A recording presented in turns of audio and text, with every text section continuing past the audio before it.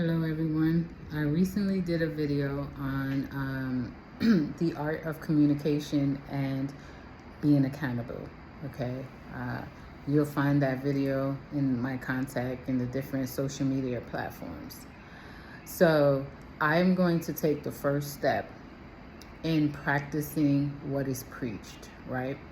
So here is my process, I would say, in the art of communication, in communicating to you all, my movements as representing you guys in this presidency, right? So, in my research of the needs of the community, because again, as many know, I represent the Afro, the Indigenous, and the Native communities. And why I'm doing that is because we are the community who has not have proper representation. Does that mean that I am turning a blind eye to all communities? No. But in order to have a great America, is what everybody wants, you have to address the needs of all people.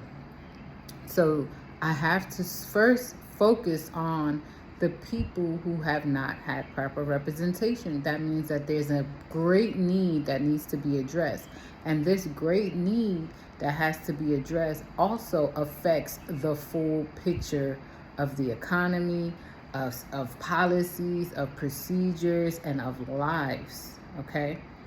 So it's not a race thing at all, it's a people thing. So now that we have that understood, okay, with the focus of the people that have not been properly represented, there are things that I was able to pass along. What is those things?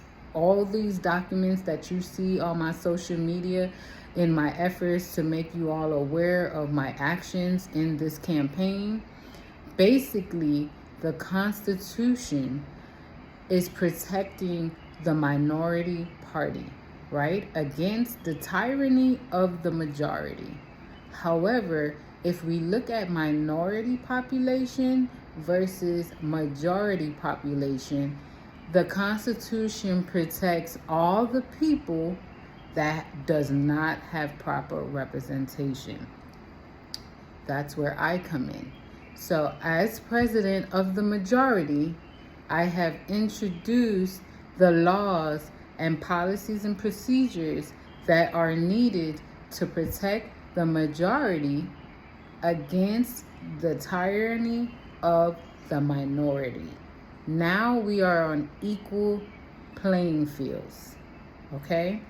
So a lot of the things that I am doing that can go straight through and be processed is because there never was a process to protect the majority against the minority.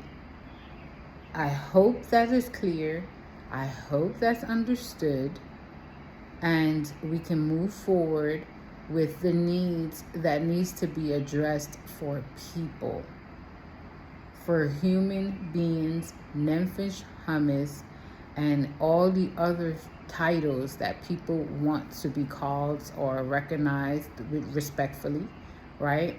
But in the purposes of communication and for all to understand, we have to focus on the terminologies for the art of communication. But for the overall goal, we understand that we're putting laws, policies, and procedures for the unrepresented party, because the minority party is already covered by the Constitution, the Bill of Rights, and all the other things that we know in history. We, the majority, have failed to be accountable for governing ourselves, which left a gap in the majority's protection, which is why we have the outcome that we have. Yes, lack of knowledge allowed that.